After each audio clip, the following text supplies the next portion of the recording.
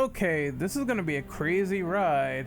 4 games and 12 topics, and we're gonna talk about some comic book cape shit because everyone knows I love my cape shit, everyone knows I love my comic book stuff, and there's 4 big upcoming comic book games, probably excluding the 5th because we know Marvel Spider-Man 2 is gonna come out. Come on, people, we know that web-slinging ass kicker is going to come and fly across New York, and that's probably gonna get revealed relatively soon. They are saying that they are working on Marvel Spider-Man 2 and that Venom is a very essential part to the sequel, but we're not here to talk about that. I talked about that enough on my channel. We're talking about 4 topics here, which is Gotham Knights, Suicide Squad Kill the Justice League, Marvel's Midnight Suns, and the Square Enix developed game for Guardians of the Galaxy.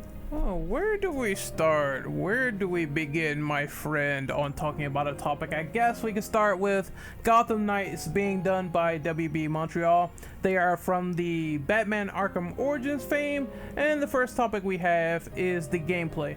The gameplay was entirely redesigned to fit in with co-op ventures. If you don't remember that gameplay presentation they put out a while ago, they were essentially showing that there is going to be some sort of randomly number generated mechanic when punching out enemies, and there's going to be obviously the 4-player co-op with Batgirl, Red Hood, Nightwing, and Robin, and they were showing that intertwined, and some people did not like the fact that this did not play like a traditional Arkham game. So the whole game got entirely redesigned to fit in with the drop-in, drop-out nature of the co-op, and I think that's absolutely ideal. I think that's absolutely perfect because, once again, I think there is certainly a demographic that is over the Avengers style gameplay where the enemies are possibly over leveled and you have to grind in order to beat certain enemies because of the randomly generated mechanics. And of course, some people just want to play a co-op game easy, drop in and drop out without worrying about that. My skills versus the enemies, I should be able to take them out no problem. I do think that this is all a wait and see affair because I see some harsh criticisms about that particular style of gameplay when it could all be changed, it could all be altered. Supposedly this gameplay is not representative of what they scrapped initially. I think they might keep some mechanics, like obviously walking around in the world in co-op with the other characters, being able to interact and grapnel sort of the environment and jump through and then go through a sort of wide linear environment to fight a boss. I think they're gonna keep those elements, but the combat mechanics are going to be vastly different from what we saw in the gameplay trailers of Gotham Knights. I think also that people are saying this is going to be a games for service. We know there can be lies, manipulation, or backtracking on certain things. It's just a wait or see affair if they're really going to pull through with this whole games as a service thing or not for Gotham Knights. So far, they said it's not in the game. We have to give them the benefit of the doubt until launch day. Honestly, from what I've seen from the gameplay, it looks just fine. It looks like your standard beat 'em up fare, just the RNG probably has to go, and it is going. And I saw other relatively questionable things about people believing that Batman is actually dead in Gotham Knights when that's just like the 5th playable character that could be unlocked either through campaign or DLC. We know Batman's not fucking dead, people. There's no way. They're not gonna just simply say Batman's dead off screen. You got this fully rendered model and everything, this costume. Everyone in a fucking lobby is gonna be picking Batman completely, and you're never gonna get the chance to play him at all. We know this is coming. Warner Brothers are the complete masters of milking a project to death, either by DLC affair or either by expanded roadmaps down the line. We're gonna get that definitely with Batman going on there. And then there's the last topic here. This isn't an Arkham game, therefore I am not interested. This comes from the community who wanted some sort of sequel or prequel to Batman Arkham Origins, and I get it, okay?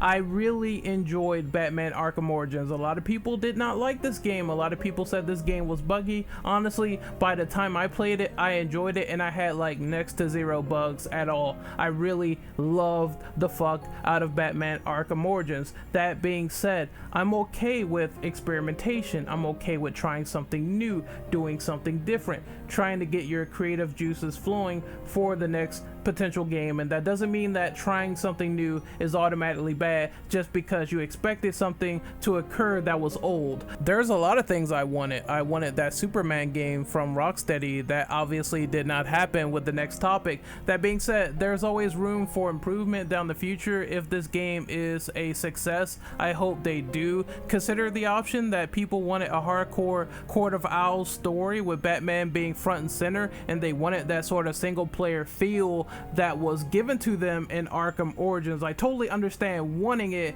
I totally would not say that this game, Gotham Knights, is going to be bad because it's not an Arkham follow-up. That makes no sense to me whatsoever. I'm willing to try and experiment and see if it will be something that is potentially good down the line.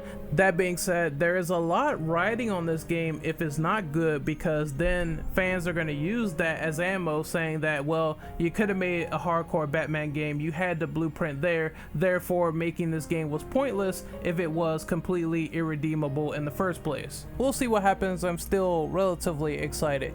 Next up, oh boy, Suicide Squad Kill the Justice League by Rocksteady Studios. Alright, we know what the main piece of the pie is for this debate with this game, and that is the fact that it's going to be distributed as a games as a live service venture. That means that the game over time will evolve, and people have a sour taste in their mouths because Avengers went down this route. Honestly, look, I'm gonna be 100% real with you guys. I believe in Rocksteady. I believe in their quality. I believe in their skills. I believe in their expertise. If this was a B-tier developer, if this was anyone lesser than, I would say this project would be doomed for fucking failure. I would be right there with the people who groan at games as a service distribution. At the same time, I can't because maybe the good quality could supersede the shitty service. It could go either way come launch day. That's why I'm gonna once again see how this all pans out and see how I feel about it once the game is fully released to the masses. Despite the transparency of saying that they're gonna have this at launch, there could be nothing off about this game. There can't be a step missed. It has to be 100% appealing at DC fandom to get the people behind this game, because there already are people who really do want this game. At the same time, there are people put off by Avengers. You're gonna have to prove that you can do this game without all of the other flack that Square Enix received over their live service model with Avengers. The next topic is, what do I think of this game being connected to the Arkhamverse for Suicide Squad Kill the Justice League? Honestly, it's whatever. It's whatever to me. I know people are gonna bring up the fact that Deadshot has been blackwashed, and are they going to relatively explain what happened to Batman at the end of Arkham Knight, where he's supposedly dead and there was that giant like hallucinating man bat at the end if you do the protocol ending? And that's kind of weird. I'm only really focused about like the latter. How are they going to explain that? Will this be something that is pertinent to that universe in terms of moving it forward? It seems like the eye of this situation all relies on the execution. Now, the lingering problems that people might have with Deadshot, if Deadshot's cool, then I don't really care. It's just funny that he used to be white, now he's a brother. Now he's a brother. Just think, Chucky's gonna be a bro. The final part is gonna be also short, but what are my thoughts on the characters that you play as currently? Harley Quinn, that could lead to some good baseball bat beatings. That would be good, actually. That would be really nice. I'm thinking of Bad Girl from No More Heroes. Just beat the shit out of everyone with a baseball bat. Next up, we have King Shark, and I guess maybe the popularity of the Suicide Squad has me spoiled, because now I'm used to King Shark being dumb because of that movie. Either way, that could lead to some very gory executions, some very gory attacks. Maybe he eats people, you know, it would be some cool like sort of strength-based tactics that you could throw people around and stuff like that. And then we have Deadshot. He's going to be obviously the guy that hits people at long range. He's going to be the sniper. He's going to be the gunman on the team. And that's going to lead to some very awesome projectile-based attacks. The same goes for Captain Boomerang. And I think that whole dynamic of two like sort of main tanks in the front and then two projectile like teammates in the back, I think that could lead to some very cool and awesome spectacle in this game in terms of how co-op gameplay is being coordinated. If you can think, plan, and strategize while using the team skills to your advantage, then you have a badass co-op game, and I hope this is what this turns out to be. Now we're gonna flip the script and we're gonna talk about Midnight Suns. Marvel's Midnight Suns seems to be heavily influenced from XCOM. It is a turn-based real-time strategy game where you have to think, plan your actions, and use your method of attack wisely. They are going to completely incorporate all these mechanics, and they're also going to implement a card-based strategy system that can be upgraded. There is some fan criticism talking about this card system, saying I don't want to play with the card system. We think this is boring. This should have been equal to Marvel Ultimate Alliance, where it's like an action RPG in real time. Honestly, I think that card-based systems are fine. I don't have a problem with them if done right. I liked games like Back 4 Blood that had a card system. I like games like Resident Evil Resistance where there was a card system in play with the Mastermind, and the Mastermind was the most fun part of RE Resistance. Honestly, if you have a card system, it can be done well if the gameplay is deep and engaging. There is games like Slay the Spire which the opposition uses in order to counteract this debate that card games are readily boring. I'm not going to spend too long dwelling on the counterpoints, but this reminds me of that debate where people say certain role-playing games are bad because they have the scroll text. It's exactly sort of similar in that similar ballpark, and honestly, I think that's just a generalization. If you guys aren't well aware, I mean, I really loved X-Men Legends. I really loved Marvel Ultimate Alliance. I like the team bonding where you can get certain stats from pairing a team together, and it seems like they're doing team bonding just in their own way. When you establish a bond, you get like several different moves and you get access to different attributes, and I like things like that. It means that your entire team is growing in Midnight Suns, and that couldn't captivate me anymore to see how powerful these teams are with the new double team attacks. Me personally, I'm willing to play anything, no matter the style, and I'm willing to give it a chance when it comes out next year. My thoughts on the roster, of course, now people can't complain that they're just using Marvel Cinematic Universe characters, because I see Wolverine, I see Blade. Well, Blade's gonna be in the MCU, but beforehand he wasn't. Ghost Rider definitely is not in the MCU movies as of yet. I see Captain Marvel, I see Iron Man, Magic, Doctor Strange, and Nico Marino or Maru, or I don't know how to fucking say that. I'm so bad at Japanese, if that is a Japanese name. Captain America, all that good stuff. So I think the roster for the most part is pretty good. You got your X-Men peppered in there, even though it's a very limited selection of X-Men. I saw Wolverine and I saw Sabretooth in the gameplay, and Sabretooth is obviously going to be the boss. So it seems like there's a lot to pick from. Obviously, there is one main criticism. There could have been probably a bit more teams. There probably could have been more characters. If they said that they're unrestricted on using different factions and characters, maybe like Fantastic Four or whatever, but you know, DLC options, they're gonna probably incorporate that if there is more characters in the game, and I suspect this could be possibly the case. We have to wait and see. We have to find out. Honestly, I think for a base roster, 15 characters in the game seems pretty okay-ish. It's not 100% spectacular, it's not super great, it's just fine for what they're trying to incorporate now, but I do hope we see more characters down the road. Put in Fantastic Four, man. Put in more fucking people. I just want to see it. Put in more groups, put in more factions, put in the Brotherhood. I mean, do something here. Do fucking something. Alright, and the final game we have here is Marvel's Guardians of the Galaxy. This is being done by Eidos Montreal as a developer from Deus Ex fame, and it's also being done by Square Enix, obviously the publisher. And when they showed this, it was quite the surprise because I think no one saw it coming, yet it held up like Square Enix's entire E3 conference because it was a good bulk of gameplay that they showed there, and not a lot of other titles really got the spotlight. That being said, it is an exciting premise to see a focused Guardians of the Galaxy game that is trying to avoid, once again, the pitfalls of Avengers. They're focusing on single player storytelling here. It's going to be no co-op, it's going to be completely centered around Peter Quill.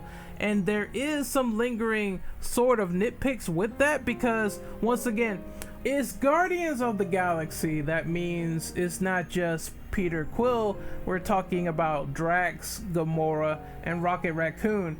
Therefore, these characters not being playable is gonna light a fire under people's asses, but I know why it's like that. It's once again a more focused game, and they're trying to incorporate those elements to make Quill as upgraded as he possibly can be. I just hope that it does not get repetitive because you play as just one sole person. I can see it getting really repetitive if Quill is not super dynamic as he should be. But there is those options where the NPCs can attack monsters, or they can be broken free from if they're like encased in ice, and it seems like they're just not standout props that you can simply interact with. They're trying to actually incorporate them into the gameplay mechanics, and hopefully that the RPG mechanics center around upgrading those characters as well, because that means more dynamics, that means more utilization with them in boss fights, and that's what I want to see. If you can't play as them, they still need to be integral to the overall experience, and that's what it looks like from the outset to me personally. I haven't played the game yet, but I do want to try it, and I hope this main criticism with the fans is addressed in this game. Obviously though, if you want to avoid all the bullshit, if you want to get the biggest knife out the drawer and cut the bullshit, then I think the PC modders will be able to make Drax, Gamora, and Rocket Raccoon playable for the fans. Get it on PC. That's what I'm gonna do, and I'm gonna have a swell time doing it. There's two final topics I want to touch on really quickly, and that's the choice system.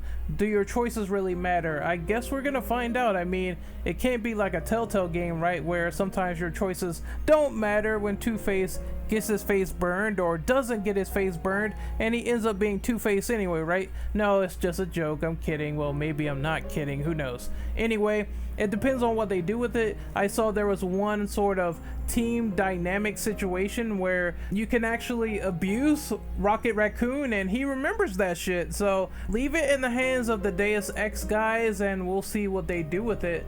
The last note here, let me check my list real quick. Will the game be polished enough for the October 2021 release date? Now this is kind of worrying because they announced this game during the summer, and honestly I don't know how long it's been in development for, so someone can correct me in the comments if Guardians of the Galaxy has been in development for a long time. That being said, there was some choppiness to the gameplay, there was some frame drops to the gameplay, and I'm hoping that they remedy this issue before launch.